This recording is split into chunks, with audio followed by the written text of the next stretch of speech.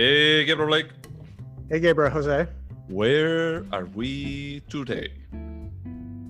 Today we are in our respective homes, but only because neither one of us has felt that great this week. I was a little bit sick. You had your second shot, so we just chose to play it safe and do it on Zoom, like almost everything today. Yeah, I almost find funny that in the last recording that we had, you were congratulating me for having my second shot, and then it was miserable for a couple of days. But you were miserable, but also immune. So, Well, I was building my immunity. You like were. when I was telling like some people about like, look, my reaction was fucking crazy. He's like, well, that means that it works. He said, I would rather it working a bit more of a silent way, in a bit more of a everything's cool. Don't worry. You don't have to feel anything. But now I feel a bit better. So yeah, I found immunity. But in any case, about like just talking about bodies fighting something, what did we watch today? that was an excellent segue. Very well done. Thank you. We watched, I didn't look up the year. Is it 1999? I think Yep. it is. The 1999, I would argue this is a cult classic masterpiece. All of those. Everything. Throw the do. adjectives. David Fincher film, Fight Club, starring Edward Norton, Brad Pitt, and Helena Bonham Carter. Mm-hmm. Yep. And Meatloaf. And what? And Meatloaf. Yeah, Meatloaf and Jared Leto. He didn't star in it. He had a scene. He was there. He was like the beautiful thing that someone wanted to break. Yep. Yeah. He did have a presence. A very bloody presence. And this was actually my pick. And the reason why I pick it is because when we're talking about AI, I felt that we were like just building up in anger about the movie. It was not my original pick, but it's like I felt like we are just like. No, I picked that one. Yeah, you pick AI, but it's like initially it was not my intent to pick a Fight Club. It was not even like in our list of to watch, but it's like I just felt that we're like just building some kind of angster against AI. That it was like, okay, we cannot stop like just criticizing, and we're like just doing some kind of build up of getting out of control. And that actually just made me think about Fight Club. It made me just think about like the same kind of premise about like just people building up in something about like, well, we are discontent about something and how things start like just getting more and more out of control until they turn into something completely surreal. And that's the reason what I think is that I love this movie, is that this is one of my two movies that I mentioned when someone asked me about like what is your favorite movie. I won't say which one is the other one. I'm pretty sure that we already said it. And I will pick it up eventually. I'm sorry. As you can also pick like your 3-hour favorite one from back then. But this is the other one when someone tells me that I have no idea what movie you are talking about. I always say that, oh, well, a more recent one is actually Fight Club. That now is 22 fucking years old. Wow. And I will add that the only reason this is not on our list of to watch is because this is a film you and I have both seen. I don't know. I've seen it at least 8-10 times. I'm guessing you've seen it. Probably more or less the same, yeah. We both like, I don't know if like's the right word. We both respect, admire David Fincher. David Fincher for a while was one of my favorite directors. I think that he's a good director, but he doesn't shine all the time. I mean, I think that he depends a lot on what is the material that he's working with. Mank was okay, but when you are like just trying to do, as we discussed on that podcast, when you're trying to do something that tries to resemble Citizen Kane, you are measuring yourself in a very unrealistic way, but it's like Zodiac, Seven, they are like amazing movies. Those are his heyday films, but if you look at the more recent ones, there's Mindhunter, which it's okay, it's entertaining. Right? Yeah. Gone Girl in 2014, which it's not that bad. Let's just leave it at that. It's not that bad, exactly. Yeah. But it's not like Fight Club. No. Not to give anything away. And then before that, House of Cards, a couple episodes. Then The Girl with the Dragon Tattoo. There's a film that got an American remake with a British actor immediately after the success of the first one. And then Social Network. And then The Curious Case of Benjamin Button and Zodiac. Two things. I don't dislike The Curious Case of Benjamin Button. I don't dislike it. I'm sorry. It's true that when you come from Zodiac, the expectations are completely out of hand, but I don't think that it's a bad film. I think that it's like a tale that shouldn't last 3 hours, as it did. But it's not that bad. Now, The Social Network is brilliantly directed, but Aaron Sorkin is involved. And when Aaron Sorkin is involved is that you know what you're getting into. It's not David Fincher's fault, to be completely fair. Okay, well... And we can discuss about that. I don't even know what to say about that.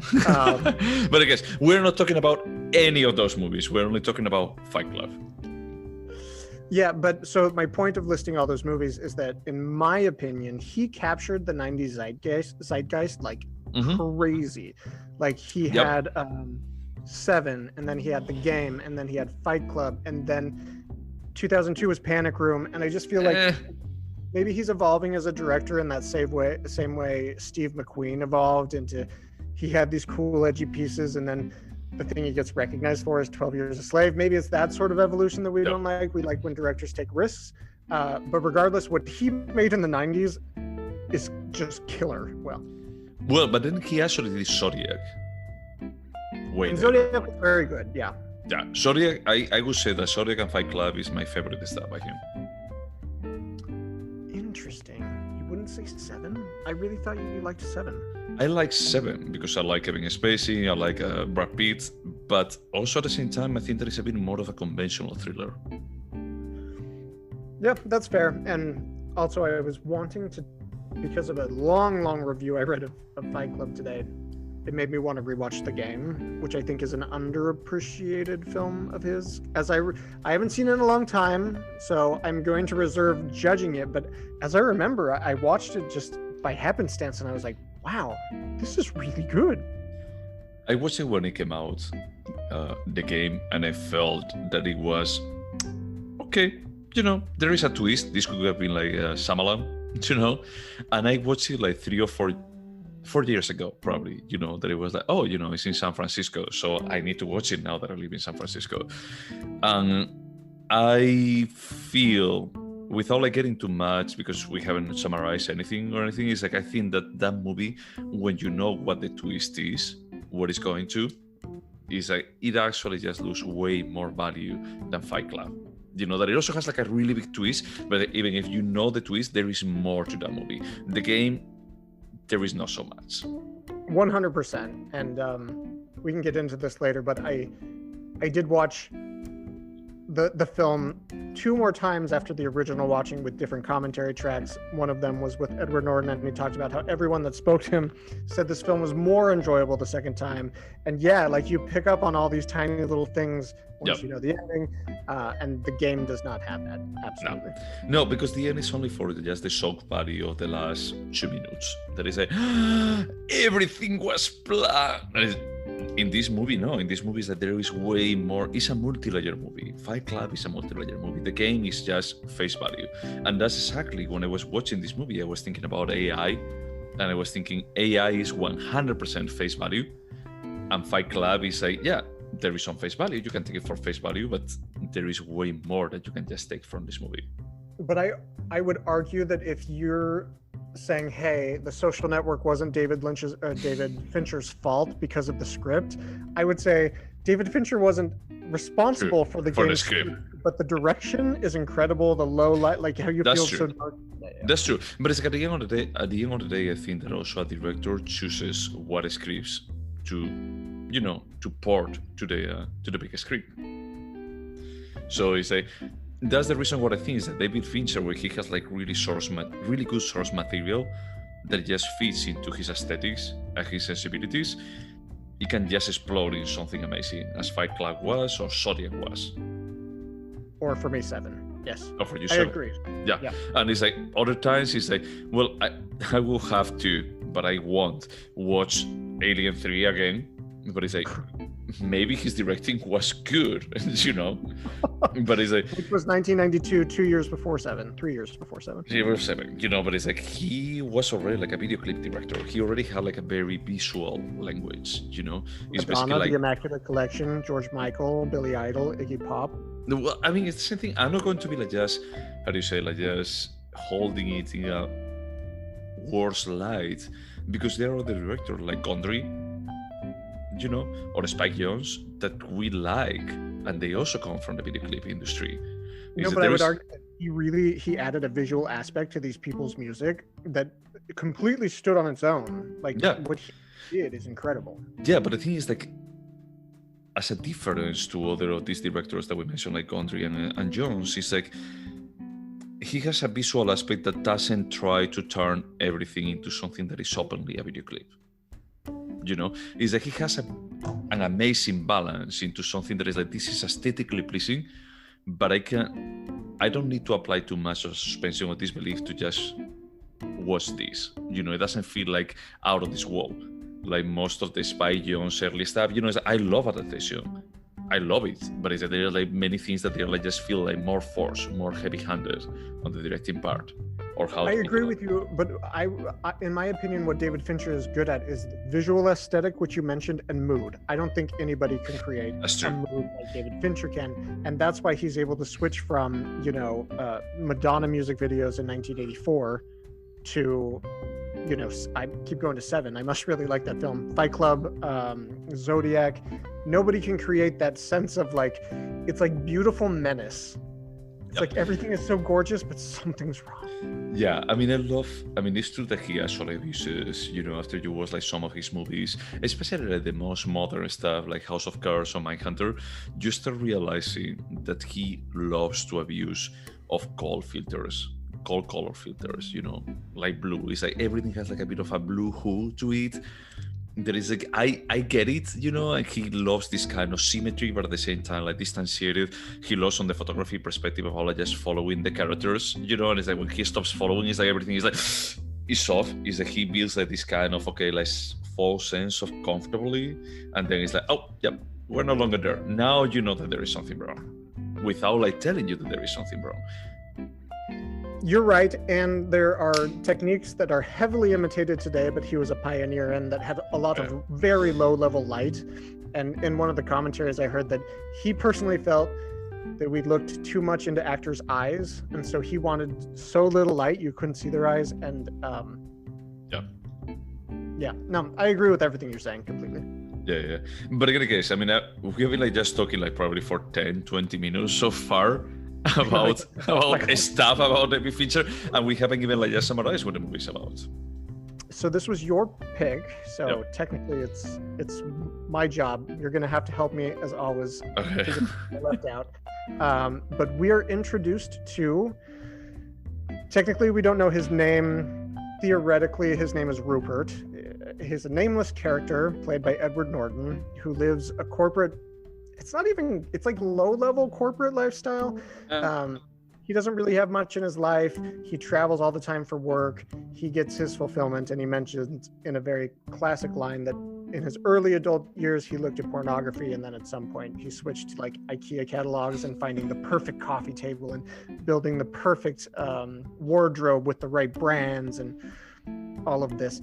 And he has intense insomnia that his doctor is unwilling to treat, which as an American, I was like, I'm sorry, I can find any doctor to prescribe me anything in one day's time. Yeah, that's funny that it's like in a movie like this, is that was the only part that is like, that would never happen. Yeah. That would never happen. The doctor says, what does he say? Exercise more and choose some valerian root. You need healthy sleep. Now, any doctor is going to be like, here's 15 pills, take one and tell me what works. Yep, exactly. It's like, look, I'm going to be like giving you 15 different opioids. It's like, they're fine. Don't worry about what you have, Harris. Everything is going to work. That's the only point. And maybe there is even like a critique. I don't know if that happens in the book, you know, but it's maybe there is even a critique about like, this is going to be like so far-fetched. And it's like, compared with everything else that is insane, is that this is the thing that is going to be like just sounding like this will never happen. Yeah, this is a fictional narrative. Okay, we get it. We're not firmly rooted in the real world. Mm-hmm. So I'm going to call him Rupert, and the reason we know he's Rupert is from the closed captions in the DVD commentary. He's unnamed in the book. He's unnamed in the script. Rupert is just describing his extremely boring lifestyle, and he talks about, because he travels so much, how he has single-serving coffees, single-serving sugars, single-serving friends, the people he sits next to on flights. Yep. And at some point, does he meet Marla before or after that? He does meet Marla before meeting I left Tyler. out the Marla part. Yeah. So he finds the remedy to his insomnia is attending support groups. Yeah. Support groups for there's like blood parasites, there's colon cancer, and they don't mention this by name, but they definitely show him looking at it in a written form. Incest survivor groups. Oh my God! I didn't catch that.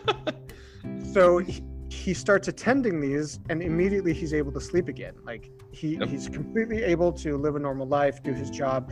But then at some point, I don't even know how you would describe her. She's like the Catherine Deneuve of white trash. I would say that it's like a Tim Burton character that it actually just pop up in David Fincher movie. A David Fincher version of a Tim Burton character. She's just a complete disaster. She does drugs, and she invades this very safe space he has at these support groups. And he knows that she's an imposter. I had to love like two things. The first one is like she's always smoking, that is like, so she actually goes to the cancer support group, terminal cancer support group, and the tuberculosis support group. Tuberculosis support group. I think she's also a woman, and she actually goes to the testicular cancer. No, it was remaining remaining men together. Yeah. That is it's more fair for me to go to this group because I never had testicles to begin with. That is wow. So he clearly lives a very functional life. You can tell. So he's having this conflict with Marla. They decide to split the groups, but there's something there. Okay, let's not get too detailed with this plot description. So on one of his trips, he's seated next to Tyler Durden, which I think everybody should be familiar with, the character played by Brad Pitt. And they kind of hit it off in this weird chemistry way.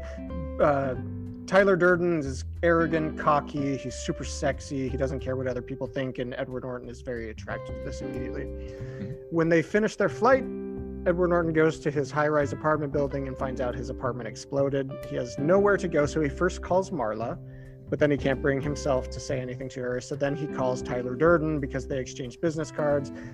They end up going to a bar to drink a lot of beer. Edward Norton clearly needs a place to stay, but he won't ask, so Tyler Durden makes it very, very awkward. And he says, yeah, you can come and stay with me, but you have to hit me first. And they convince each other to fight. And from that point on, Fight Club is born. Other men at these dark bars are attracted. There starts to be a crowd. Edward Norton moves in with Tyler Durden in a house I believe exists in a David Lynch world, because it's like a decrepit house surrounded by a bunch of like factories that smell really bad. And in my mind, I was like, this is Eraserhead. This is exactly Eraserhead. Well, what I was thinking about, it was a bit more of Only Lovers Left Alive, is that this movie could have taken place in Detroit, if Detroit mattered in any kind of way. But this is Delaware. And it should be said that the city they live in, which is a large city, it's never named. And I learned from the commentary, it was supposed to be every city and no city. And I think they did a very good job with that. Okay, sure. I mean, I think that basically is like the city is something in Delaware, because in Delaware is like most of the credit companies is where they are at. And most of the, I don't know if you know this, but it's like most of the big companies, they actually are the headquarters, their official headquarters are there because tax settlers. Yeah. That makes sense. Based on what I read, most of the filming took place in LA, like in their friends' houses. There's these super interesting things that the pink bathrobe Tyler Durden wears at some point, that's actually the actual bathrobe of his friend that he thought it was so ugly he asked if he could put it in the film. It looks anyway, amazing. Let me finish with the description. Fight Club gets bigger and bigger and bigger. Rupert, Edward Norton, he feels very connected to Tyler Durden, but he feels Tyler Durden pull away just as he's building Fight Club into what he calls Project Mayhem, which is essentially a domestic terrorist group where they go and commit acts of like harmlessness, but also harmful stuff. They don't kill people, but they destroy property. They destroy art. They get in fights with people. And ultimately, the final big plot that Tyler Durden has in mind appears only after Tyler Durden stopped appearing to Edward Norton, or stopped being with Edward Norton. Yep. And Edward Norton goes on this big search for him, trying to uncover what he's plotting, what he's planning. And then do we want to give the big spoiler? I don't know. I mean, I would say that it's like at this point, if you haven't seen this movie, it's like, it has been like it's on you. 20 years. It was more like 22 years. It's like, if you have listened to this point in this podcast of a movie that you have never watched, is that you are looking for this spoiler. You know, we already said that there is like a reveal in this movie. And it comes now, the last warning, you can stop listening here. We won't feel offended. You can come back later. You know, it's like we wouldn't never know. Don't worry. But what is the spoiler? So the spoiler is that Tyler Durden is everything that Edward Norton wants to be. He's an imaginary character. He doesn't exist. He realizes he's been playing both Tyler Durden and Rupert. All of the Project Mayhem terrorist members, they see him as Sir, but he didn't understand that. I'm trying to think what I left out about that part specifically. Oh, so I think a very important distinction for the timelessness of this is Tyler Durden is not what a cool guy was in the 90s. It's what a lame guy's idea of a cool guy is. And I feel like that distinction is very important to understanding like what Chuck Palahniuk and what David Fincher were trying to say with this movie. Yeah. Because Tyler Durden is actually a piece of shit, but like he's good and bad, and he has this crazy cool like. Is style. what you that you consider yourself a loser thinks that a winner is. Exactly. Yeah. But that's a loser idea of a winner at the end of the day. Yep. And it actually just triggers. Okay, I don't want. Sorry, just go ahead.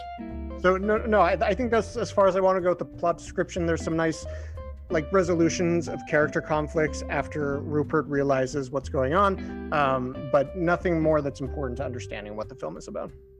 Yeah, no, that's completely fair. And then it actually ends up in probably one of the most amazing sequences ever. Just also having like a photogram or two photograms or a big, nice dick. And there are a few big, nice dicks in this film, if that's your thing, and it was when I was 22.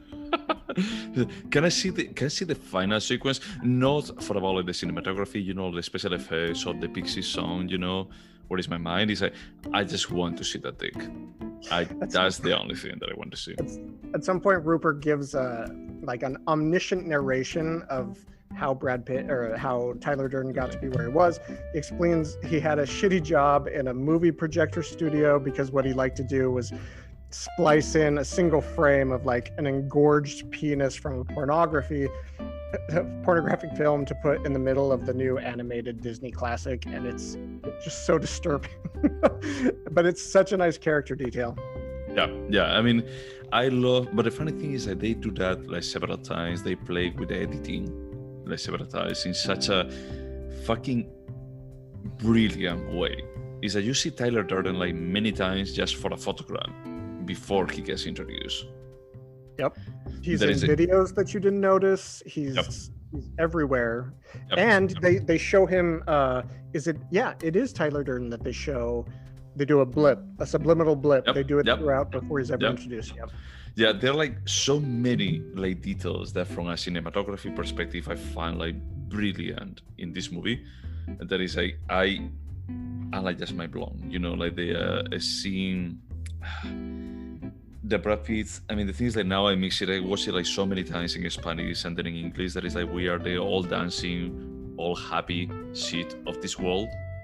That you see how it's like just getting out of scene where it's like just trembling the camera at the same time. It's like I love that scene that you see twice. You see like first with Brad Pitt and then you see with Edward Norton when he has realized like we're the same person. It's like that was me embracing like my idea of embracing like my angsty self, you know, and that actually just portrays me about like what I love about this movie. That is that this movie is, and I'm going to be like giving one of the answers already. That is, I think that this movie is timely.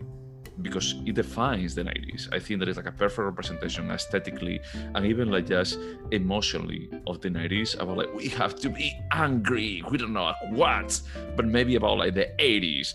And it's like, okay, you can be angry, but at the same time, it's like there is no real reason for you to be angry. And then at the same time, I think that it's a bit more like timeless about like most of the topics that it actually talks about.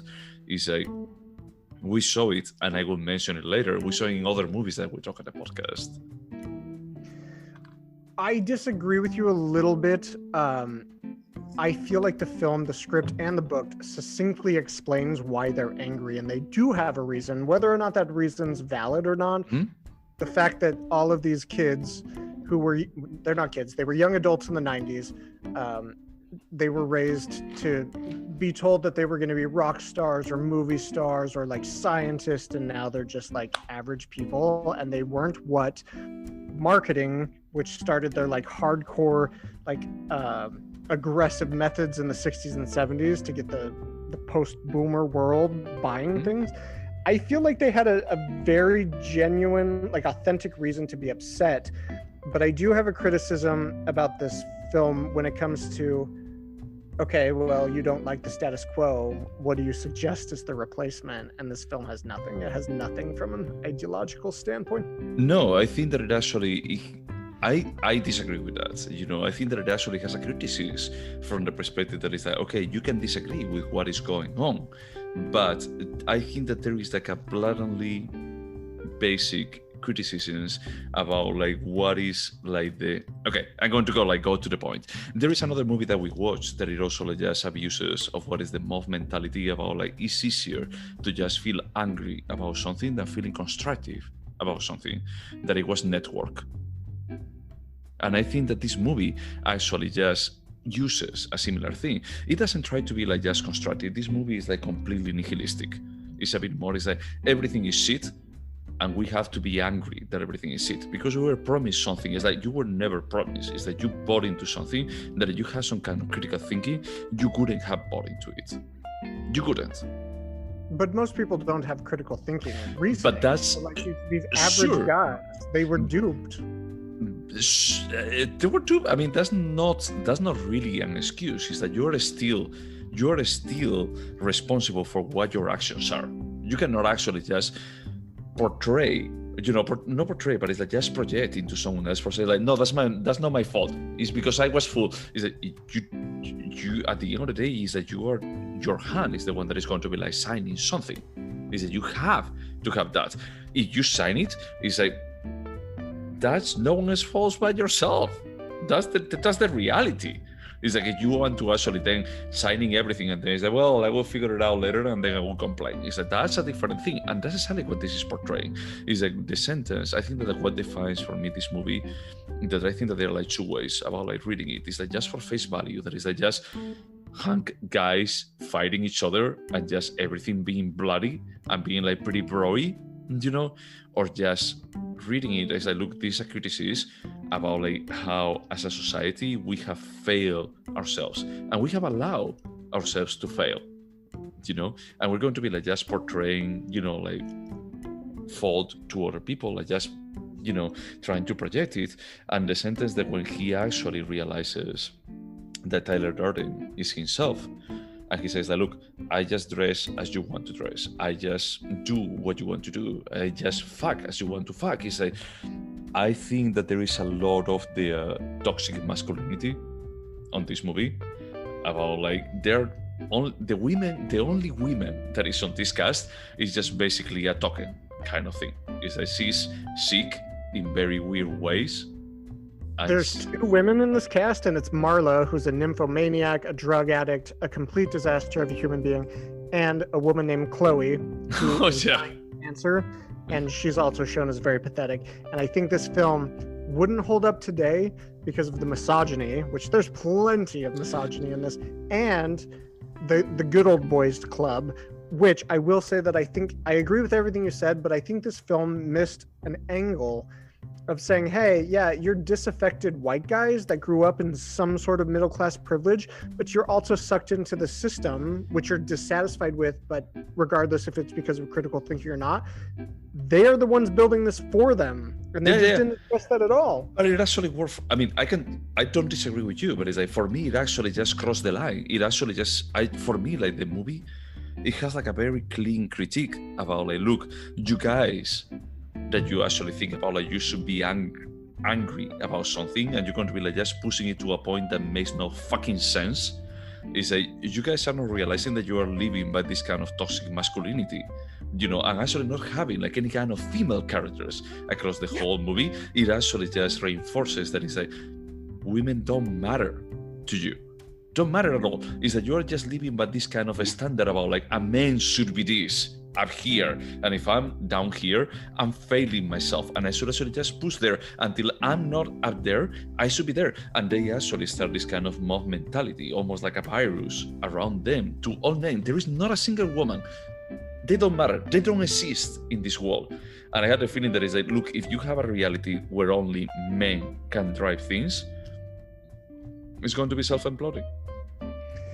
And it's interesting because while I did watch the Brad Pitt commentary, he brought this up. There's a scene where Brad Pitt is in the bathtub, and Edward Norton is cleaning blood off of him, and they're talking, and it's totally fine. They're naked, and they were talking about how they got snubbed by some award, but they immediately got some gay award because of this scene, and he said, yeah, I've gotten a lot of complaints from people that basically this film is an argument that women really aren't needed. They're not needed as more than things for procreation. But I mean, that's one of the things that I actually, one of the extras in the Blu-ray version that I watched, it was this Spike's Guy Awards of the Year, and they were giving like the Guy Movie of All Time award to Fight Club, and it was Edward Norton, Brad Pitt, and David Fincher, and they were sitting on the table and they were discussing about like what are we going to say, and they were going to be like reading some of the reviews back in the day, and it's like people were like just reducing this movie to the perspective of like, look, this is everything that is wrong with the guy culture in Hollywood. And it's like, true, if you take it for face value, yeah, I mean, women don't matter, but it's like they don't end up in a good spot per se. They end up in a fucking terrible spot. It's like every single time that Edward Norton is like trying to take a step back and says like, what the fuck am I doing? It's like he's like the voice of reason, but at the same time he is the one that is propelling the whole action forward. But he wants to get close to Marla. And this is why I said it earlier in the recording. It's very important to understand that Chuck Palahniuk, David Fincher, they're not showing Brad Pitt to be a cool guy.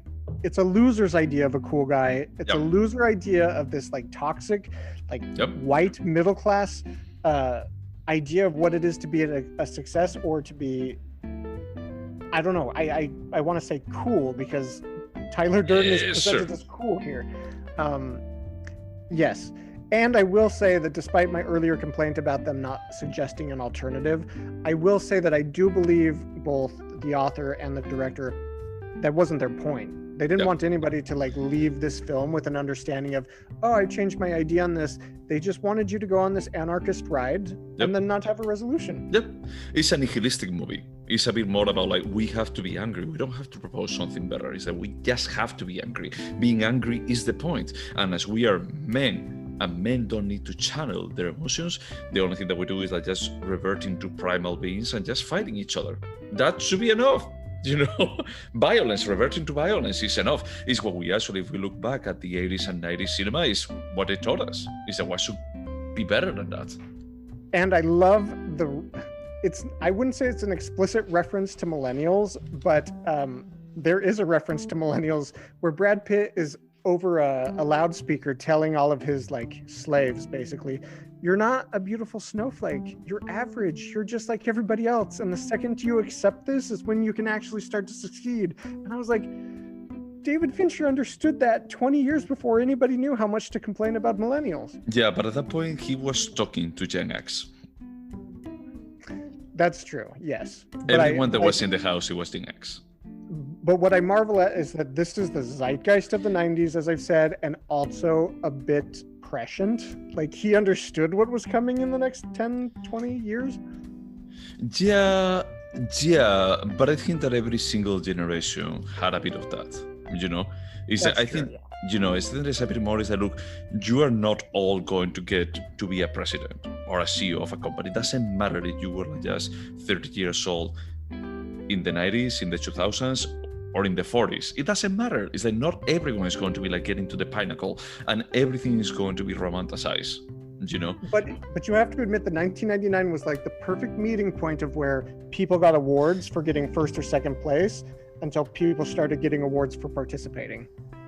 He nailed it right then. Okay, and but I saying, think... no, you don't get an award for participating. You're not interesting. You're just like everybody else.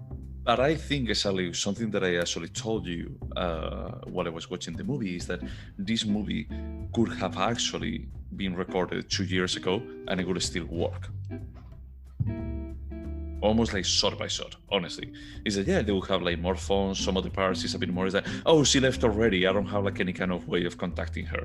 Is it true, she will have a phone, like some things may actually change slightly, but I think that it's still like some of the points as you just said about like the millennials, it will still work right now. I disagree with you in that I don't think a film like Fight Club could come out today as a new piece and not be just torn apart by like the misogyny, the nihilism, the lack of... It was torn apart back then. It was torn apart because of its violence. People were super upset that it was such a violent film when really like the Mel Gibson film that everybody loves that I've never seen. Braveheart. And the funny thing... came out at the same time and nobody said it was brave, but people are upset that this is challenging the status quo. It's dangerous. We have to criticize the violence. So one of the funny things about like that guy at war is that the guy that was giving it away, it was Mel Gibson. Mel Gibson riding a horse, like if he was in Braveheart. So it's like when they talk David Fincher about like, hey, who's going to be like handing you the award is Mel Gibson like riding a horse, like if he was in Braveheart, he was like, you're fucking kidding me. It almost feels like the kind of parody that I'm trying to do in this movie.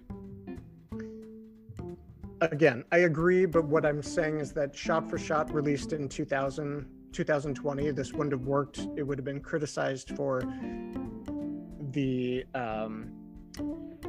dissatisfaction against the middle-class white male experience. It just...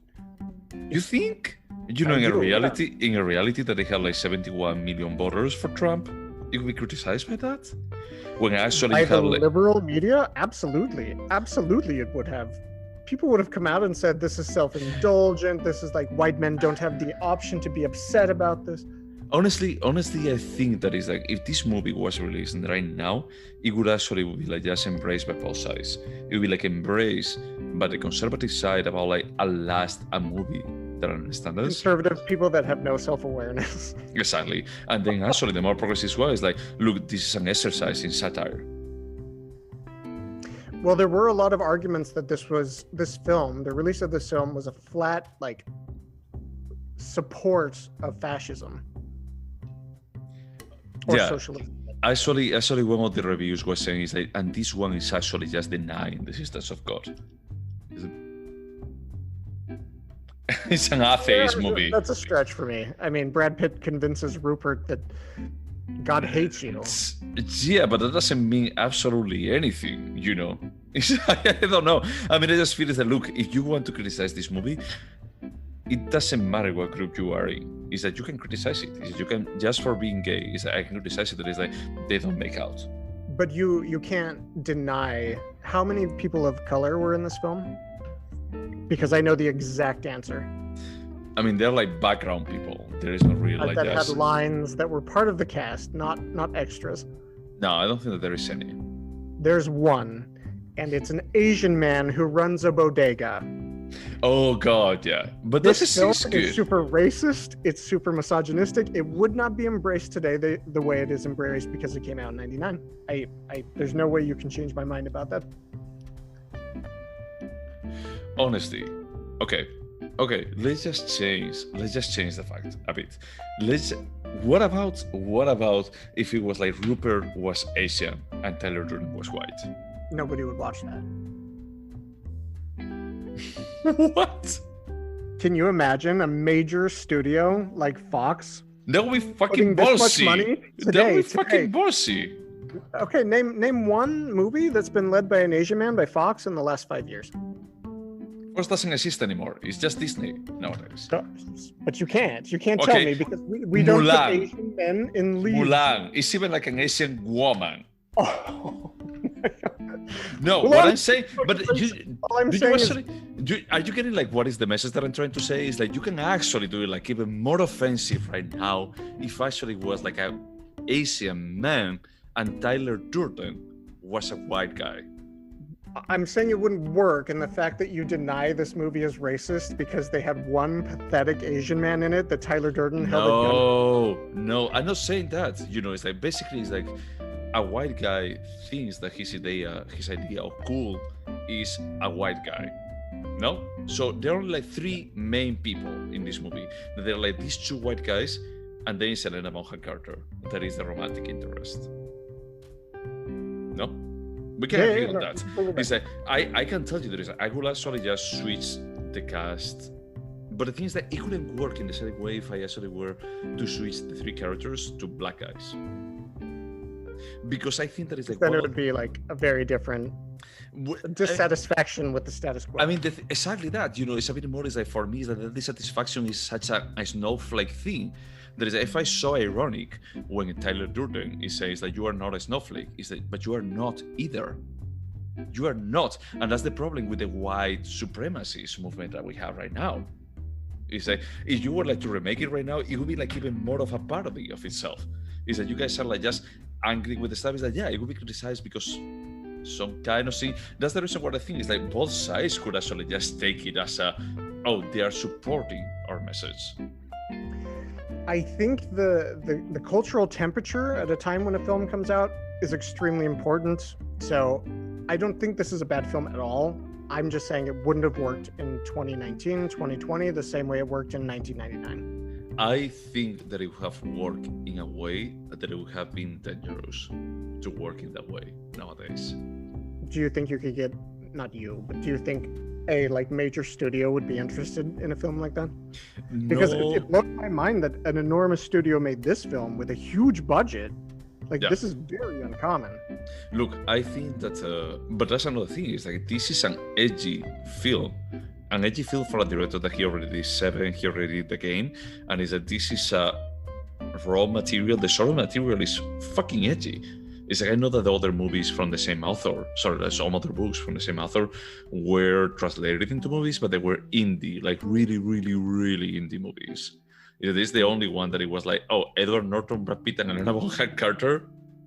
Is it with that? David Fincher. With David Fincher? Yeah. Is that there is no way of actually just getting bigger than that in the late 90s. So I don't think that any studio would want to get their hands wet in something like this right now. And I also think there's a lot of brand product placement in the film, and there's a lot of brand deals. But none of the brands actually just are like positively painted. No. Well, not positively painted, but for instance, Starbucks was super on board. They just said, hey, our limit is the coffee bar that you destroy cannot be a Starbucks. But otherwise, they said, use our brand as you want. Krispy Kreme's was like, yeah, use our brand as you want. There's a Starbucks cup in almost every scene. Yep. And like Reader's Digest, they worked with Reader's Digest to get permission to reference this super cool series of health articles which were written from the perspective of an organ. So it would be like, I'm Jack's colon, and then he would talk about it. And the retail Jack's colon that is recreating that you actually had Mexican I get cancer, I kill Jack. Yeah. And Jack's sense of disappointment. Honestly, it's like everyone, but that's what it makes like this movie so fucking magical. That is, everyone was just jumping. It's like, it's David Fincher. It's David Fincher with Brad Pitt and Edward Norton and Bonham Carter. It's like all of them are like in a state of grace that is like, we want to be there. And probably they didn't even read about like the script or anything. And it's like, nothing is painted in a positive light. It's like this is a fucking miracle of cinema. But it failed in the box office. It failed completely. And then it made so much money. They sold 6 million DVDs after this left theaters. 6 million. Honestly, yeah, I remember this when it was like just released, like the first card box version. I don't know if it was the same one all around the globe, that it was like a extremely limited one. And it's like I didn't watch it at the beginning because all the reviews were about like how broy and violent and not anything else about it. But it's like when I watched it the first time, I was like, this cannot be this good. I may be wrong. I think that I just finished watching it. I started like just watching it again. But like, this cannot be this good. Is that everything that I heard about this is like, it's so fucking terrible. It reminded me of Ice White Shut. That is like all the critics were like so fucking terrible about it. That is like, this cannot be good. You know, is that the critique destroyed completely all the reviews. Yeah, the reviews weren't great. They complained about the violence, but ultimately we can see they just complained about one. I don't think they understood the film, and you've mentioned this a couple times. People didn't get it. They really didn't at the time. And also the threat, the quote-unquote threat of this film isn't the violence. The violence isn't any crazier than a late 90s movie. Yeah, or Braveheart, for instance. But this challenge to the status quo was clearly what was threatening, but they didn't understand that the challenge to the status quo was so dysfunctional and so pathetic. Like, that's the point. Completely. Yeah. But I did ask you, oh, sorry, go ahead if you're talking. No, go ahead. I will say that when this film came out, I had not read the book. I loved this movie, and I became completely committed to Chuck Palahniuk as an author. I've read almost everything he's made. I tracked him down at the world premiere at his second film, directed by Greg Clark in the Marvel Universe. It's a very weird showing. And I was hoping that... Anyway, I didn't know when I watched this film the author was gay. Yep. Years later, I found out he's gay, and it shifted the meaning of this film a little bit for me. Did it shift? So did you know that originally, and did it shift your understanding of the film at all? I don't think that I knew it the first time that I watched it, you know, but it didn't shift too much. It always felt like, look, you want to embrace this kind of hyper masculinity perspective, but you're embracing it in a very toxic way. You know, even like the first time that I watched it, is like, what is the point of the fights?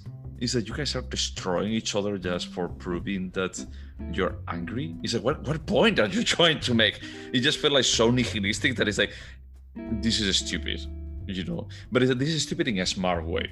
A bit more, it's like, look, I get it. It's like if Zack Snyder, for example, had directed this movie, is that all the fight scenes would be in slow motion. And it would be like just probably like 3/4 of the movie would be like all those fight scenes. Yeah, no, you're completely right. It would be 300 in the streets of LA.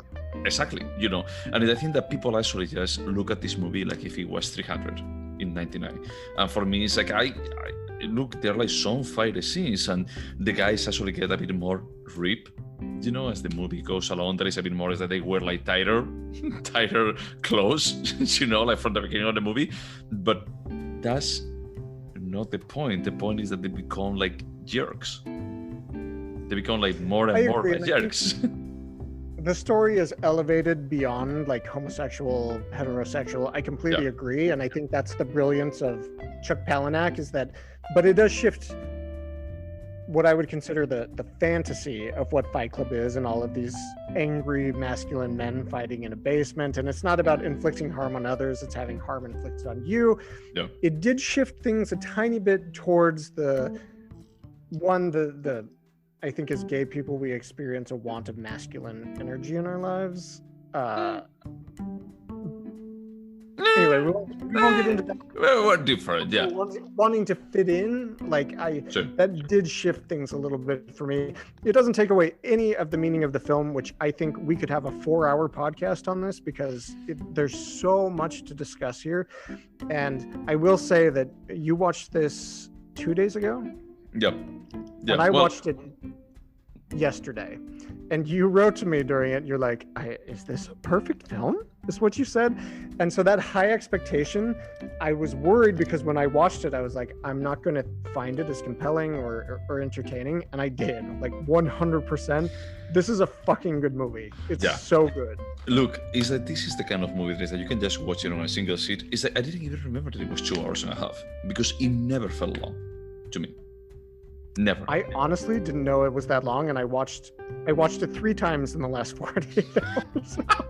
Honestly, when I finished watching it, I actually watched Nomadland back to back to this, but I was tempted to just start just watching the commentaries about I want to know what Helena Bonham Carter was thinking in this kind of testosterone bath, fake testosterone bath about what the fuck. It's they're just pulling me into this kind of reality, this kind of hyper hormoned reality, but it's in an ironic kind of way. And there was a comment in one of the extras that I was watching. I don't know if it was that the movie is one of these full circle kind of movies that it opens in one of the end of the movie scenes where he has the gun in his mouth, and he started saying one of the things that I wonder is if the gun is clean. He's like, what a silly thing to think when you have a gun in your mouth. And they say, God, what was it? This is something stupid about how Rupert is a consistent character from the beginning to the end. Is that he doesn't really evolve per se. He gets angry at a couple of times and he does something that it feels a bit out of character, but he always remains this pathetic character. And that's called out many times in the script. He's supposedly evolving with Tyler Durden's mentorship, but then Tyler Durden calls him out. He's like, you haven't changed at all.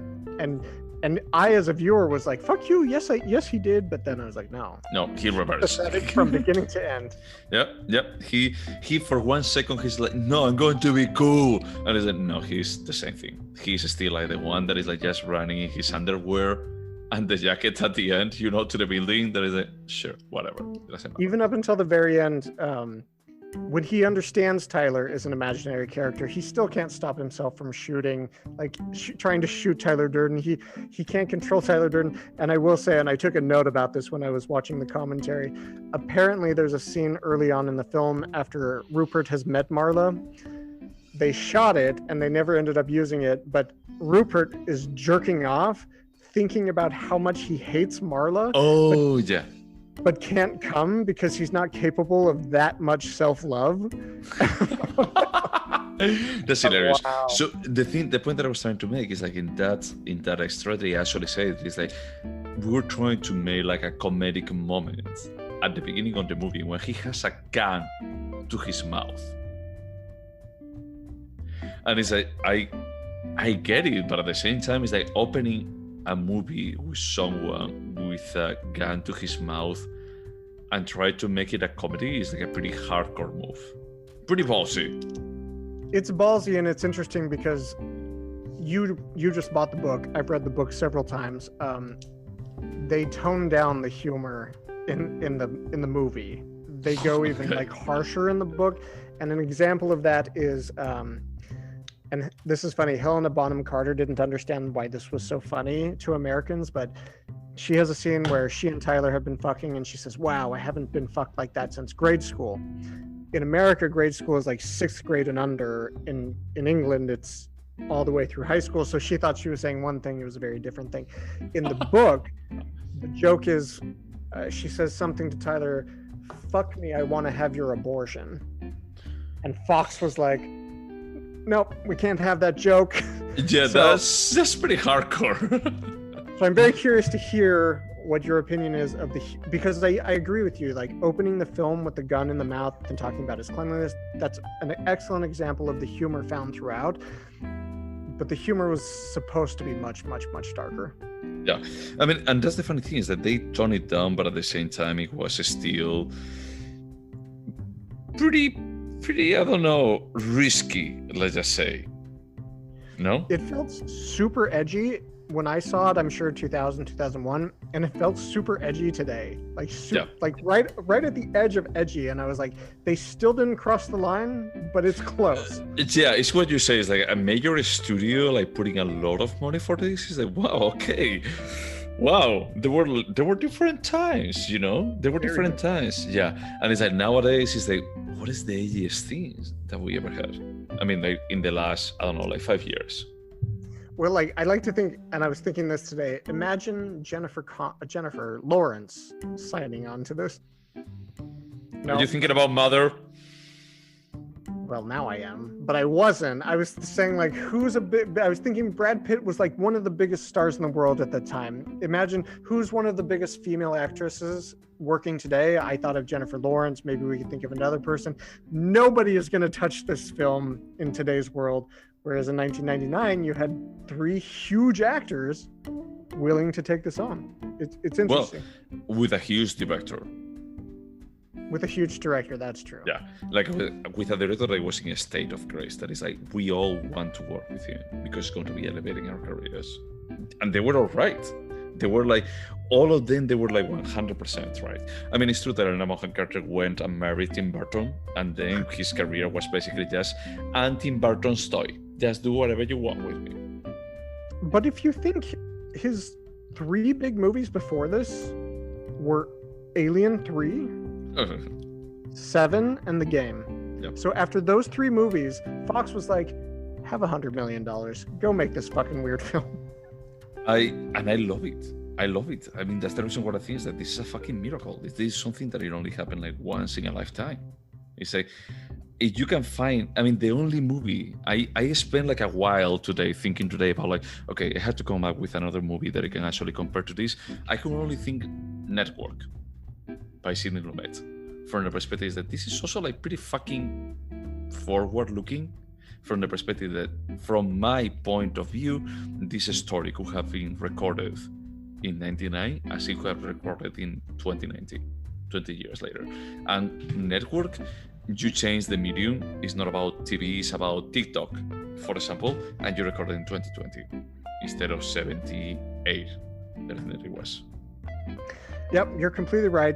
And I was just trying to think, now that we're focusing on David Fincher, if somebody asked me, what is your favorite film? I think before this conversation, and only because I hadn't seen Fight Club in years, I would have said Zodiac. And now I'm very confident. Up until this point, it's The Curious Case of Benjamin Button and then Fight Club. But pretty close to each pretty other. Close, you know? Because Kate Blanchett is on that one. Yeah.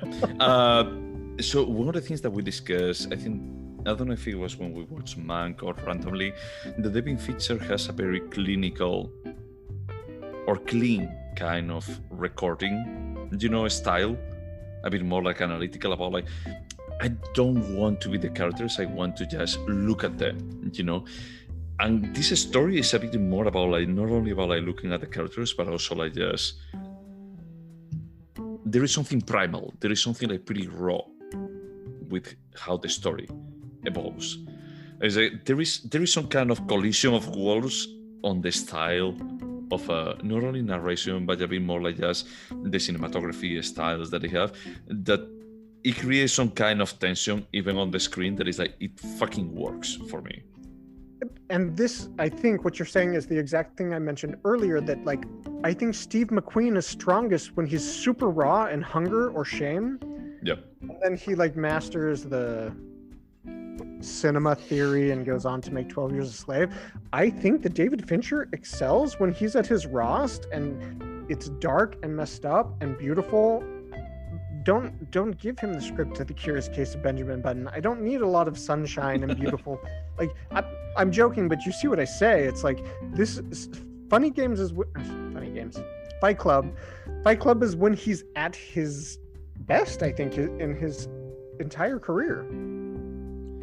I don't disagree, but it's like, still like his style remains consistent. You actually just watch Mindhunter nowadays. I think that it doesn't diverge so much from his style at this, like the episodes that he directs. I don't think that they diverge so much from Fight Club. It has the mood and the visual aesthetics, but what we can't deny from Fight Club is that he has a pitch perfect comedic timing. It's black as hell comedy, but what is it? What's the TV show? Mindhunter doesn't have that, and that's what's missing that Funny Games has. Funny God damn Games. it! Fight Club. Fight Club. Look, Haneke is not involved with this, but I appreciate. I'm not going to go to the, jump into the scores, but I appreciate that you're actually just bringing a funny case because we both love funny case. Yeah, but I agree with you. But that's the reason what I think is that this is a miracle because he never did like something as funny as this. What is the other funny? Is it because you said that the Curious Case of Benjamin Button was a bit more of a heartwarming story. The Social Network, it was a bit more of an Aaron Sorkin bullshit. But everything else is a thriller. He likes thriller. He likes a bit more. It's like I can keep myself distant from what is going on. And actually just keeping my distance from it reinforces like the feeling of awkwardness or the feeling of fear of what is going on. In this one, it's like, I'm going to go with dark comedy. Let's see what happens. And somehow like this collision of these two worlds, it works in a way that is like, holy shit. It's like, I wish that he did like more stuff like this, that he had gone like crazy. That's the reason why I think that Mank is not bad, but it's not elevated. It's like somehow it's like those two styles of Hollywood Golden Age kind of theme drama is like doesn't completely collide with his style, Yeah, you're completely right. I mean, the genius I can so clearly see in Fight Club was so missing from Mank. It was so missing. Yeah. Because he gave up that mood, the visual aesthetic, the humor, and it was for something else. Yeah, I mean, it's a bit more like, okay, with Fight Club, I think that he did find like a middle ground between like, look, I like this movie, sorry, this source material is, and here they are there. Is that I'm going to be like being able to just get it like close enough for just finding, even like that really raises a scene that you're talking about. I love it.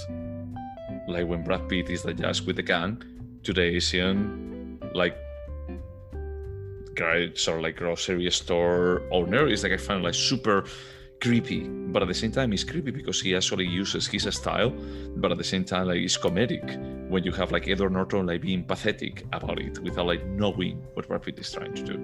But if you think that's like every scene in Seven, in fact there's a scene very similar in Seven to this without Edward Norton as the comic relief, and it's not like you'll probably laugh out loud, but it's super dark. I'm not saying that it's like a laugh out loud sort of piece, but the fact that character was there and David Fincher knew how to balance out Tyler Durden and Rupert. Yeah, because he actually just took his style to something else. But it's like with Mac, he couldn't because he was like so far out of his reach. He's like, I'm not a Golden Age director. It's like, I don't do dramas. This is like so far of my realm that it's like, what the fuck am I even doing this? No, you're right. I mean, if Mank had been a better script, I don't know. It doesn't change the fact that Fight Club, it's like, it's in another dimension. Yeah.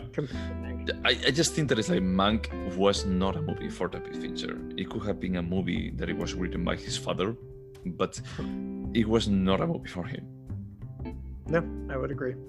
Yeah. So, I don't know. I mean, that's the reason why it's like when I was watching this movie, it's like, this is even more amazing, now that we have watched like so many movies like recently. It's like it's incredible for me. It's a bit more, it's like this has been a bit more of the planets just line up and they just created something that it shouldn't have happened.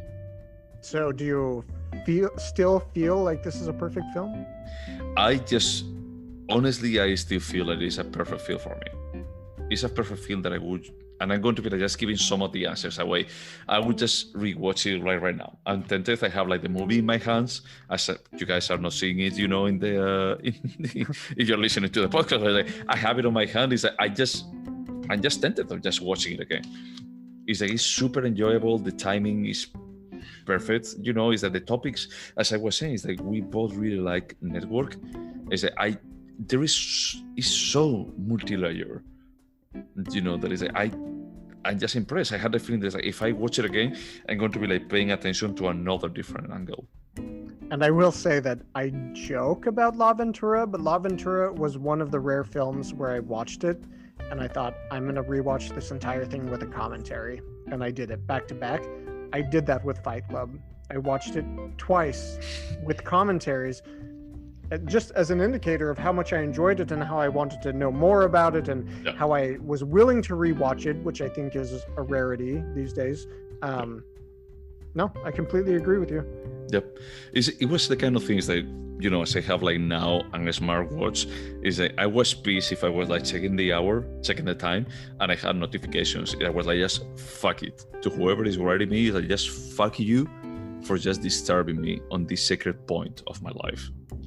And I felt the same. Usually I would have picked up my phone, checked work emails at some point, and I wasn't interested at all. I was like, no. Every line of dialogue, there's this joke, there's this visual gag, like it's endless. The details are endless. It's just so high quality. I think it aged incredibly well. Yeah, and that's one of the things. Like, I think that the script has like so many quotable, but not quotable to random people. You know, is like, we're not talking about like a Pablo Coelho kind of book about like everything sounds good. It's like, no, everything is like, if you have watched this movie, it's like, I'm pretty sure that these sentences stuck with you. And I will say that I was surprised to learn that I forgot maybe 20% of the plot. I was very surprised. But I remembered like 90% of the lines because the lines are so classic, like beyond classic. Yeah, it's like absolutely everything that is like so edgy and so angry.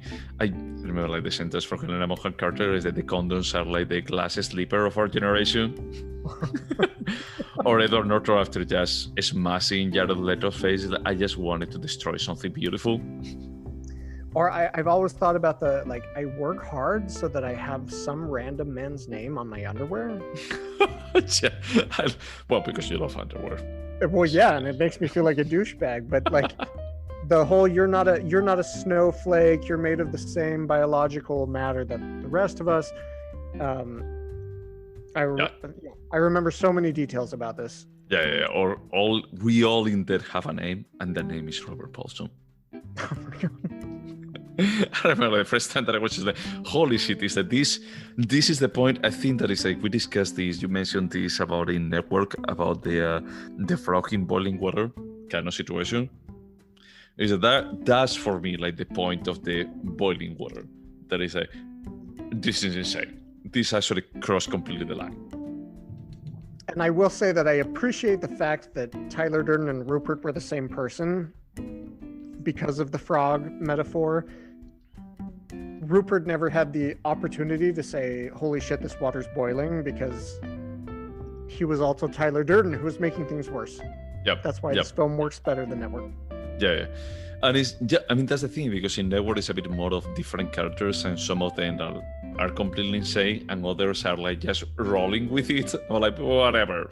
You know, in this case, like one of them is like completely pathetic, and is like just a spectator of his own reality, and just trying to be cool. A lot better than I do. I want to go back and examine my answer to will I remember this? I don't think I said yes. All right. Should we go over the questions? Let's do it. All right. So, you have it? I have it. Would you watch it again? Yes. I'm tempted to watch it tonight again. As I said when we started recording, we've both seen this, I'm guessing around 10 times, if not more. I would watch it again literally tomorrow. I would ask my husband, please come watch this again with me. Yeah. I mean, you're absolutely right. I think that I would enjoy watching this with someone for the first time. Yep.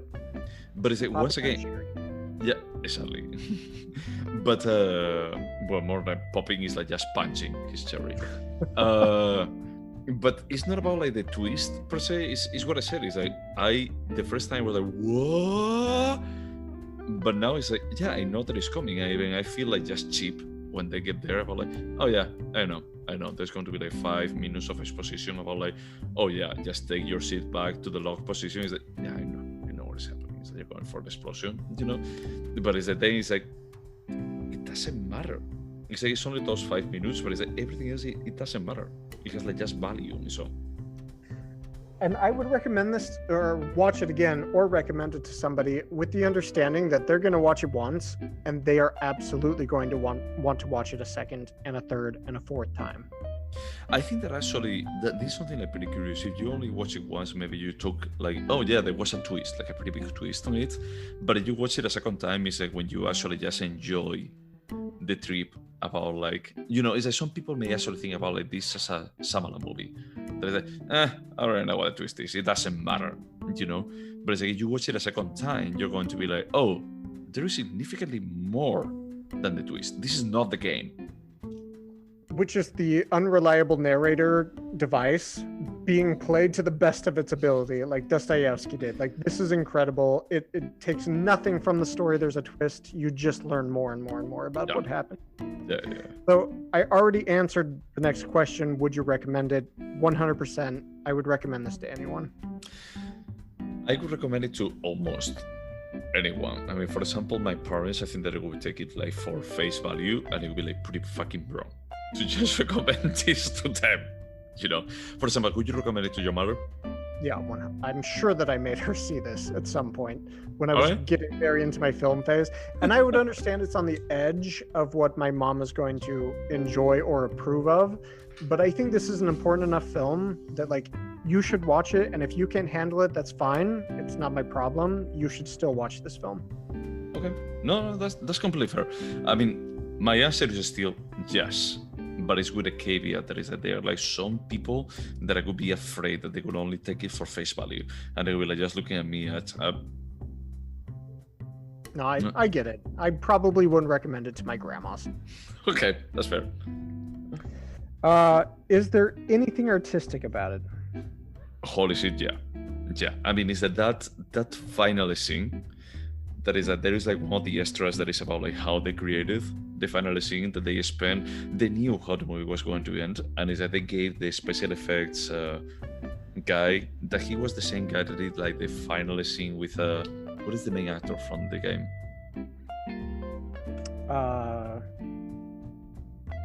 Sean Penn. Sean Penn, yes. Sean Penn. No, Sean Penn is the brother. Is Michael Douglas? No. No, well, we should look it up. But Sean Penn is the main character. No, Sean Penn is the brother of the main character.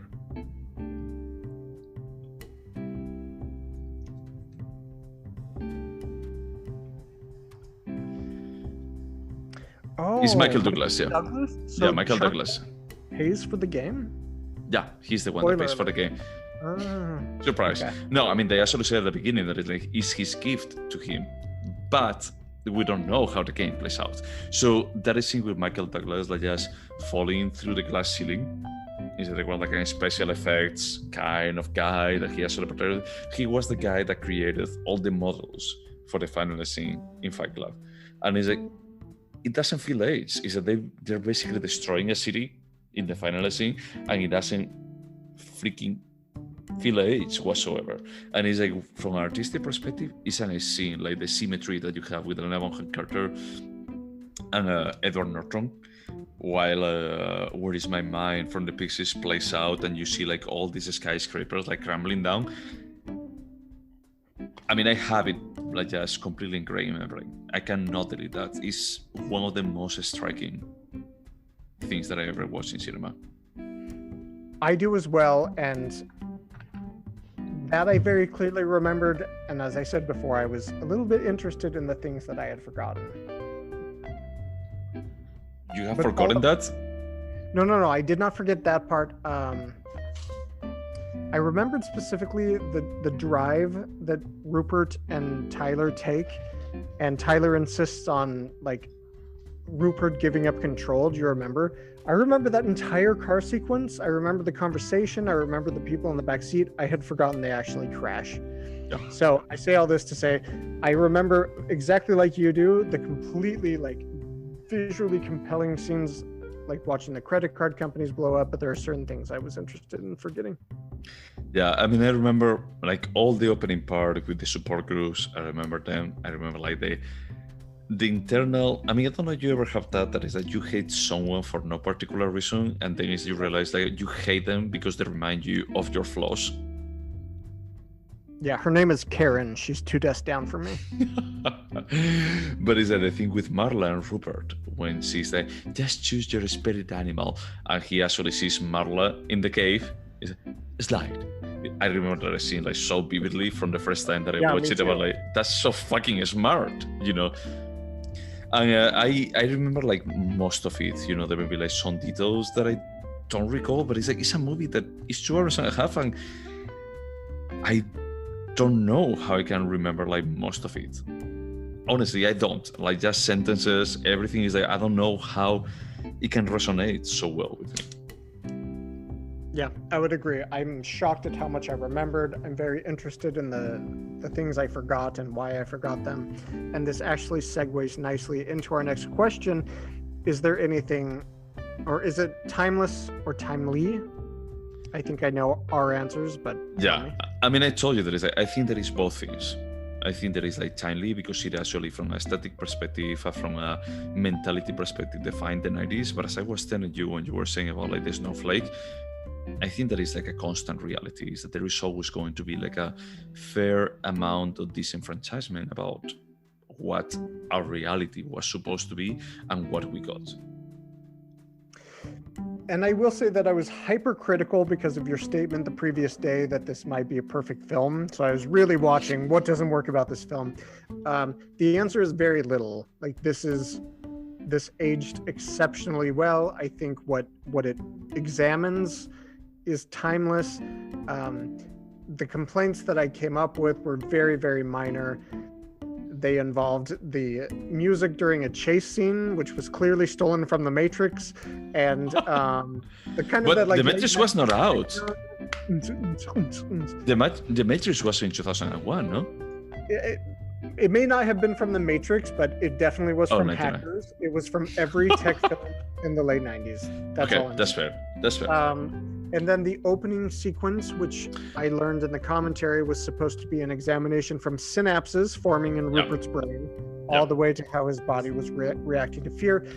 I really like the sentiment, but the graphics felt a little outdated. With that music like super loud, I think that part, I agree with you, that is a bit more like out of place with everything, that it feels a bit more subtle afterwards. Like, it just didn't age as well as the rest. That being said, that's like what, less than 0.5% of the film. The rest of this is incredible. It's 100% timely. Timeless. Less. Next question. Would you turn it into a TV show? God. Do you know that there was a sequel to this? And it was not a movie, it was a comic that it was written by the same author. Okay, that I was like, there was a movie sequel, and no. Okay. It was a comic. My ex used to joke he hated Fight Club because he only took it for the face value, and it's like he used to just give me shit about like they made this sequel of this city movie that you really like, and I never read it because for me it's like it's something that is as close as perfection as it gets, as it is. That is, I don't want to just taint it with anything. Did you tell him there's a difference between remakes and fan fiction? Because it sounds like he may have been like fuzzy on the details, like as if anybody who feels they can write a comic about a beautiful movie, that's a remake, and the film has to take responsibility of it. But if I recall correctly, I think that is written by the same author. Yeah, written by Chuck Palahniuk. Yeah, it's written by him. Chuck Palahniuk. Okay. Yeah. That changes everything. It may change everything, but for me, I'm a bit concerned. You know, it's like I may read it after I read the book, but I don't know. I mean, it doesn't feel like something that needs expansion. You know, I feel like it's like, for me, it's like, look, just a pathetic human being with ton of I don't know, like insecurities just coming from the world around and how he was raised and everything. Is that he came up with this subconscious plan for destroying the status quo, and the movie ends up like how he succeeds and at the same time regrets that he's destroying the status quo. Is that that's perfect. Is that I don't need more expansion of this story. For me, the answer is no. I don't want more. And I hear that, but I also don't blame a guy who found incredible success with his book nobody ever read, and then wanted to have another paycheck. He's continued to write many, many books, but he's never found the financial success of Fight Club. So if you're an artist and you're just wanting to pay your bills, so you're like, well, I had this success and I'm going to make a sequel. I don't like it, but I respect it. I mean, I'm not saying that it's wrong. I mean, he can do whatever he wants with his work, but it's like, for me, if I only look at this movie, is that this movie doesn't need anything else. It doesn't need anything else, and having anything else damages, in my opinion, the memory of the characters, the adoration of the plot, blah, blah, blah. I have no idea what happens later. You know, it's like, I don't know if maybe it's like, actually Tyler Durden was Marla. I don't know. If they give us any answers. But do you need more answers? I don't want any. So I'm saying if the sequel gives us answers to the mysteries that the ending of Fight Club, quote unquote, 1 gave us, I would be disappointed in both the sequel and the original. Yeah, that's the reason why I'm like, just I don't want to read it. I just have the feeling that it's like one of those cases that is like nothing else is needed here. It's like whatever is just left to the imagination is absolutely fine. I don't need it. It's like, just keep it. It's fine. I mean, you can do it because you want more money, you want a second pool. It's like, it's absolutely fine. But me as the audience, I'm fine as I am. Yeah, I don't need like an expansion. But you know, I don't blame him for trying to get a paycheck. No, of course not. You know, like we're a capitalist world, as actually, you know, Fight Club talks about. Is like, it's fine. You know, it's absolutely fine. But when we are just answering the question, would it turn into a TV show? My answer is like, I don't want more of this. Yep. It's not because I don't think that they could do something good. It's because it's like what I have right now is so good that I don't want to risk something going wrong with it. I was actually watching a TV show that I enjoy, but is way too long, but it's American style of 24 one-hour episodes a season. And I said, this would have been so much better as an 8-episode BBC series. And because they'll give you exactly what you need and nothing more, that's how I feel about this. I didn't realize it was 2.5 hours. 2.5 hours is the perfect length for Fight Club. Don't make me watch less. Don't make me watch more. Yeah. Was that show Grey's Anatomy? It was not. It's actually Revenge that came out in 2011. Is that with Glenn Close, was it? And Ted No, Danson? it's Emily Van Camp and Melissa Stowe. It's Okay. like a soap opera that was popular from 2011 to 2014. It doesn't matter, but they gave us 100 one-hour episodes in 4 years, and I wish it had been 10 hours. Okay, but I love that's fair. Okay. Last question. Could have been better. Yep. Do you think this movie could have been better? I honestly, as I told you, I think that this is a miracle. Honestly, I think that this movie, it was like just an alignment of the planets about like just having everyone that worked on it on a state of grace. The source material being like edgy and pretty hard to adapt, and it's like everything just aligned into this shouldn't have matched so well, but it did. Is that I honestly don't think. I mean, they're like small details, as we actually were discussing about the opening sequence. That is like, yeah, that would have changed, but it's like, look, changing 1 minute of the movie or 1 minute and a half is not going to be like changing the result. To be completely frank, is that there is nothing big that I would have changed, nothing significant. I agree. The only complaints I have were about a couple music choices, and that's bullshit because if I were to watch La Ventura today, I'd be like, yeah, update this with, you know, like Radiohead or Tom York or whatever. There.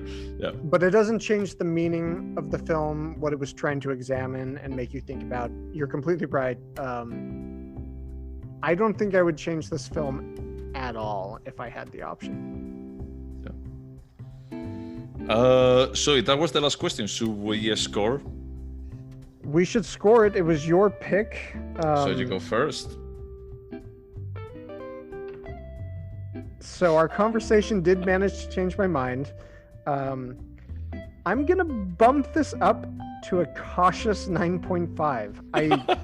I liked it a lot. Going into this discussion, I was gonna give it a 9, but I think a lot of the points you brought were super valid. And like, if you even compare it to the 100 films on our list of what we've rated, compared to them, this film is a cult masterpiece, like I said in the very beginning.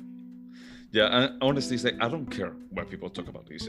I think that I mentioned this. That is the first time that I realized that people weren't read too much into this movie. It was like a year ago that I met someone and we were talking about cinema, and I said like, well, my favorite movie is and then my second favorite movie, when he looked like, wow, that's a odd pick, is like, okay, yeah, my second favorite movie is actually is Fight Club. It's like, oh, did you like it because of all the testosterone that is I didn't even realize that people like it for that. Is the point that I also realized that oh, there is another interpretation of this movie. I was like so mind blown about it that is like when I was watching it this time, I was like, holy shit, there is. Is that there? The idea of a movie after 20 years, more than 20 years, that I watched it like 8 times or whatever, like giving me something out of it. I honestly haven't found anything, because I love other movies that people love, like Annie Hall, for example. I don't know why it popped up in my mind that Annie Hall is like one of the most well-respected Woody Allen movies, and it's like every single time that I watch it, I always get the same. It's a good movie, but I don't get anything new with these movies. I still keep getting something new out of the movie and out of myself as an audience watching the movie. Is that for me, this is my first, and I don't know if it could be only, I don't know if my favorite movie could get the same score, but this is a 10 for me. Wow, so now we're gonna have to watch your actual favorite movie. You're giving this a 10? I'm giving it a 10. I already wrote it down. I'm not going away. Because honestly, it's like they're like a subset of movies that I find like the script, the timing, the tempo that it has is amazing. And for me as an audience, I always feel that it's hard to make a movie that lasts more than 2 hours, that it just keeps me engaged. I would never give a 10 to Pulp Fiction. That I think that is like a perfect tempo movie. That is I cannot look away. It's 3 fucking hours, but it's amazing. Like the script, everything, but it's not a 10. I'm blown away. I think this is your first 10, right? Yeah. But as I go back and look at your scores of the things you've given 9.5, 9.2, like Millennium Falcon. Yeah. Millennium Falcon, no, Millennium Actress. Oh, thank you. I said that as somebody who hasn't seen the original Star Wars. No, like it's consistent. Everything you've rated a 9 or an 8.5, yeah, like Fight Club is better. Fight Club is better than Happiness. It is, but at the same time, it's like it's a movie that even when we're discussing today, even like reaffirm even more about like just being a thing about like this is impossible to be made again. It's like it's just such a, I don't know, like just a point in time that this magic happened. I would love to have this exact same conversation with you in 25 years. I'm going to put that on our Google calendars, because I feel the same as you do, although you gave it a higher score, but I want to see how time affects us. Honestly, it's like, that probably the first time that we talk about cinema, I told you that it's like my favorite movie was X, and then I told you I love this movie too. This is not the first time. The only thing I remember about our first conversation about film was Lars von Trier and Michael Haneke. That's what made us best friends forever. That's true. That's true. Maybe I actually formalized what were my favorite movies a bit later. Second, third, yeah. But it's like at that point it was like, oh, this guy actually knows about European directors. Like we can actually talk about these guys, because I can never talk with American people about this because they're going to be like, who? It's like, but David Fincher is like people knows it, but it's like most American people, they just take the face value, and that's the reason. I mean, I could send you the video later. Like, it's like why is so hilarious that ceremony with Mel Gibson? That is that they're even like just joking about like, okay, I will give you $5,000 if you call Mel Gibson sugar tits. That's a funny joke. It's an amazing one, but it just displays how out of place these guys are, that these guys actually understand how ironic this movie is, and is that they understand how meta it is that Spice is giving them the guy movie of the decade award. Yes, this very bizarre clash of like actual American culture and the descent on American culture that Fight Club is, saying this is fucked up, and American culture was like, no, this is great. We're upset. Yeah. It's like, just be upset. Yeah. It's the anger that we have. It's like, look, no, the anger is like you actually brought it on myself, and it's like it's a bit more about like your limitation as human beings. It's not about anything else. Look like fucking idiots. That's the point of this film. Yeah, and it's as is. You know, it's like from my perspective, it's like this is so it's way smarter than it has any right to be. To be fair, I completely agree. I'm really glad you had us watch this. Yeah, I mean, it's a bit more. It's like when I was saying like from AI, as I was watching this, I was thinking that it was going to be a bit more of a consolation prize, more than anything else. But then when I started watching, it's like, holy shit, this was way better even than I remember. I will say, and I'm sorry to interrupt you, but I looked at the wrong list of questions, so there is one more, even though we've already scored it. Will you remember this film? I think that I already answered this. It's like I remember most of it, like between a 90 and 95%.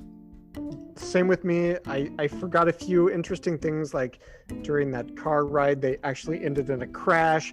I didn't remember about the destroying of corporate art, but I remember Bob died. There are these tiny things that will surprise me that I will forget, but I will forget them. But overall, I will remember this film from the actual words to my enjoyment of it, to like going from feeling this crush on Tyler Durden to seeing Tyler Durden build my life into basically a terrorist group. No, everything about this film I will remember. Let me ask you something. I mean, we already scored, we got over the questions, but did you watch 12 Monkeys?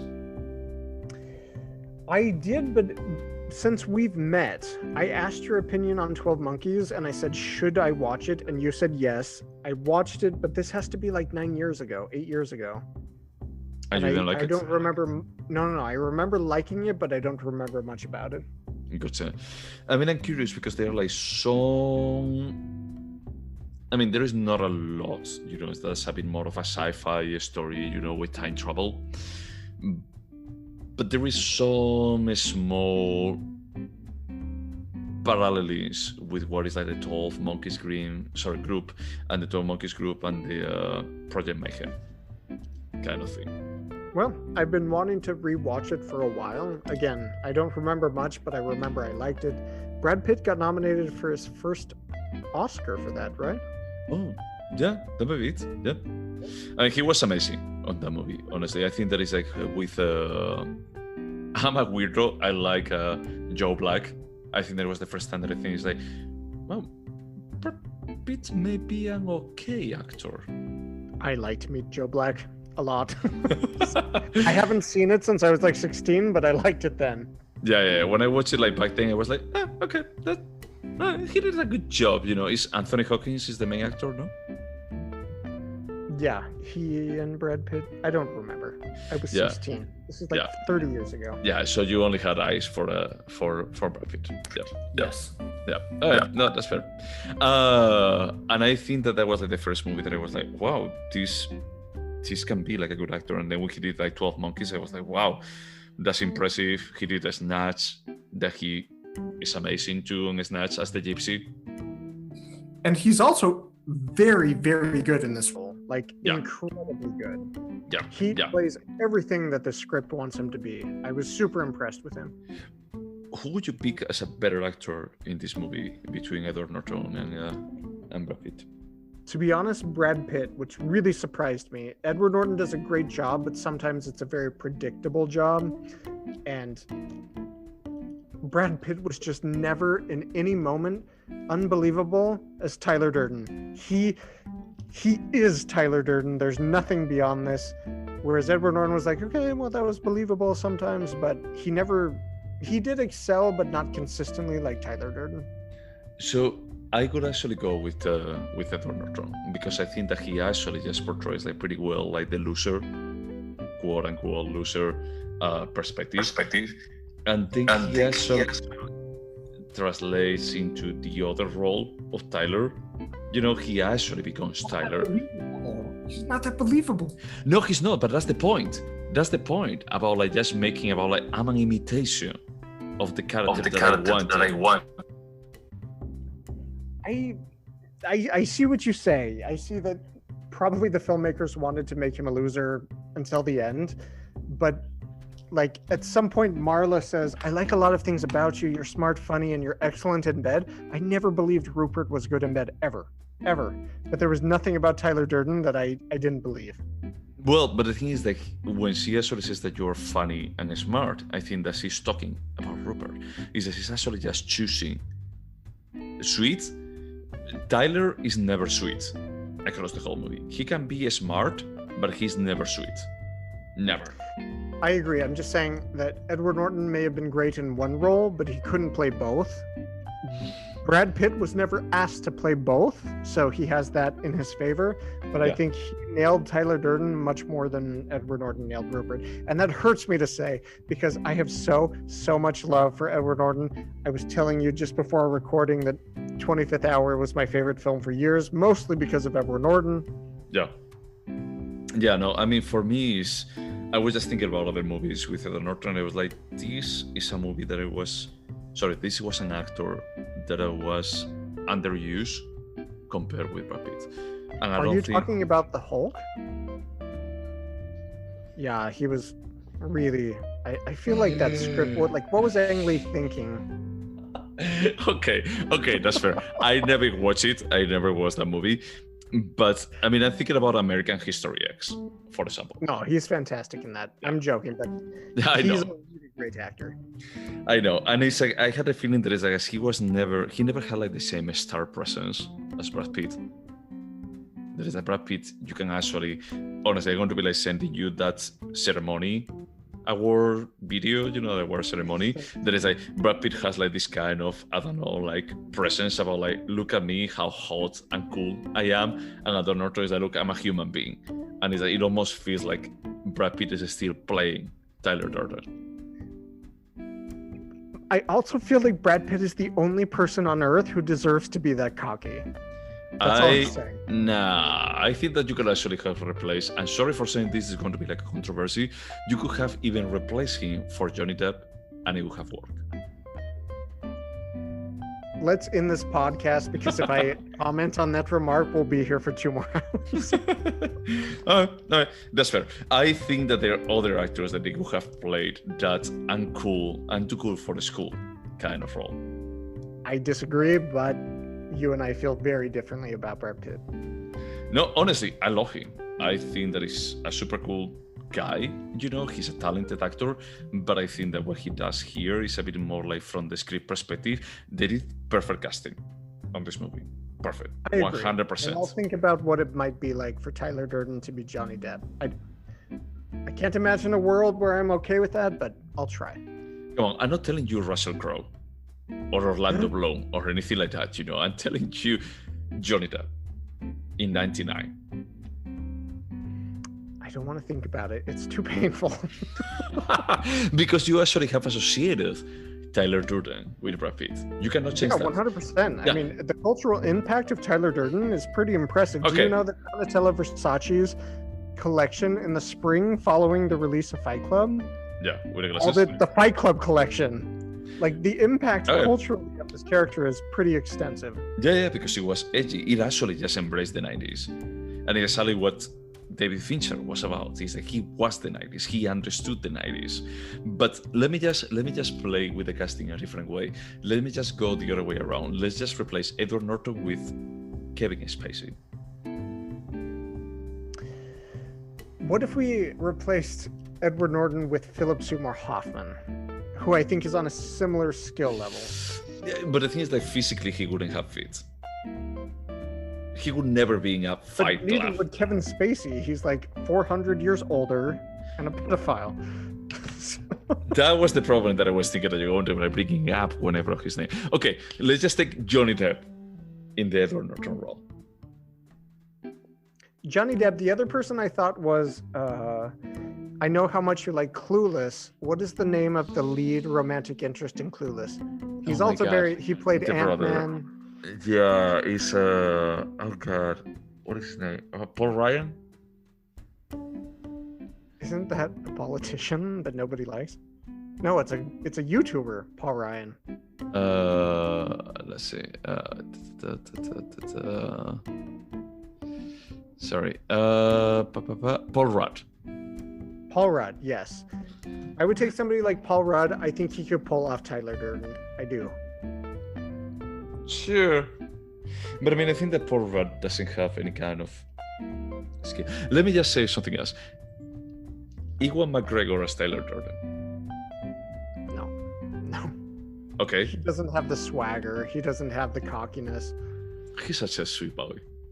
He's sweet, but he's not like so arrogant he can't see how ridiculous he is. Okay, Sean Penn as Tyler Durden. Yeah, he could have gone the arrogance. I don't know the style of the clothes, but he could have come across as pompous and a complete ass. Yes. Yeah. Okay, I would take it. I think that they would be like other actors that they could have played like these roles, but I think that the casting was as good as it gets. I personally would not change the casting. Not in any of the three leads plus Meatloaf. Meatloaf was so perfect. And in the commentary with Brad Pitt laughed so hard because he's like, Meatloaf just spent a decade trying to lose that weight, and then his first movie role, he had to be the fat guy with huge tits. Well. To be completely fair, it's like Meatloaf was also in Rocky Horror Picture Show. Yes, but I feel like who he was trying to be in 1999 is very different than who he tried to be in the 70s. Yeah. Okay, that's fair. That's fair. So what are we watching this? We are going to watch the Thomas Vinterberg recent awards favorite, I would say. Awards winner, maybe? Awards winner in American awards, but I think it did fairly well in European awards, right? Another Round Please, which we've already been confirmed that there's going to be an American remake starring Leonardo DiCaprio. I wonder who's going to be directing that. I didn't check that part. I hope it's a Dogma director. It's a Dogma director? No, it's actually like a Dogma movie directed by Spielberg. They just give Steven Spielberg or Lars von Trier. That's the foreskins that you have to respect. You have to respect now the Dogma 95. You can't have any artificial lights, and all penetration must be unsimulated. Yep, and they cannot be music. It's like, I can't direct something without music. I can't. I don't know how to just portray feelings without music. No, he has no idea. Yeah. Okay. Anything else? I'm actually curious if the remake is going to be like the remake of Another Round is going to be directed by Thomas Vinterberg. That would be hilarious. I would actually like it. We were discussing off mic that I didn't mind the American remake of Funny Games. But it was the same movie. It was the same movie, but I did find it interesting. Okay, this director is so interested in this content, he made it in his own language and in another language. Why? What made it so interesting that he would produce the same film twice? No, that's fair. That's completely fair. So anything else to say about Fight Club? If you haven't seen it, you should go see it. And if you have seen it, you should go see it right now. Like, go watch this movie and you'll remember how good it is. Yeah. I mean, what I would say is that if you haven't seen it and you have listened to this podcast, you're dead to me. We warned you at the beginning. Yeah, stop listening, you son of a bitch. It's like, you are not worthy of being our audience, you 5 people. But no, in any case, is that this is for me, and we know that all the score and everything that we say is like completely subjective. You know, if I was in film studies and they play this, is that probably I would be like just playing by the rules. But I love it that this movie doesn't play by the rules. Is that the rules don't apply to this movie. Is that by the rules, this movie shouldn't exist, to be completely frank. And if you haven't watched it, just up by all standards. Like, yeah. You won't have a complaint if you go see this. And if you do, email us. I would love to hear it. Tell me what's wrong with the film. Yeah, we should actually just start like just having some kind of social media presence so people just can come back and just tell us something. Fight Club. Convince us otherwise. Exactly. It's like, because I will fucking hand you down. You guys are only 5 people. I can just fucking beat you. when it comes to Fight Club, believe me. All right, so anything else that we should say to our loyal audience if they're still there? That's it about Fight Club. But they should do something with their hands. You should wash your hands unless you're 2 weeks beyond your second vaccination shot. Look, at that point, you can stop wearing your mask, as is official by the CDC, but you should still wash your hands. Just be a human being, a decent human being, okay? That's fair. Wash your hands, I guess. Okay, bye.